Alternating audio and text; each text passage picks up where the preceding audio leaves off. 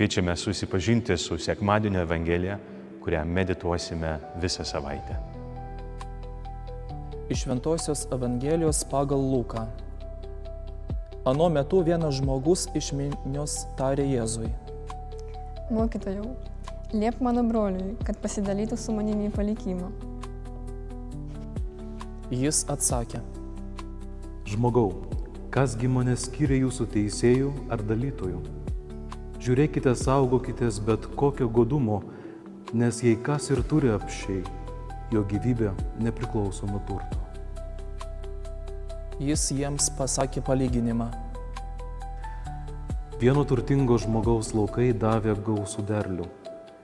Jis pradėjo savo dieną svarstyti, ką čia man dabar padarius, neturiu kur sukrauti derliaus. Galop jis tarė: štai ką padarysiu. Nugriausiu savo klojimus, statysiuos didesnius ir į juos sugabensiu visus javus ir visas gerybės. Tada tarsiu savo sielai: mano siela, tu turi daug gerybių sukrautų ilgiems metams. Ilsėkis, valgyk, gerk ir linksmai pokyliauk. O Dievas jam tarė: kvaily, dar šiąnakt bus pareikalauta tavo gyvybės, kamgi atiteks, ką susikroviai. Taip yra tam, kas krauna turtus, bet nesirūpina tapti turtingas pas Dievą.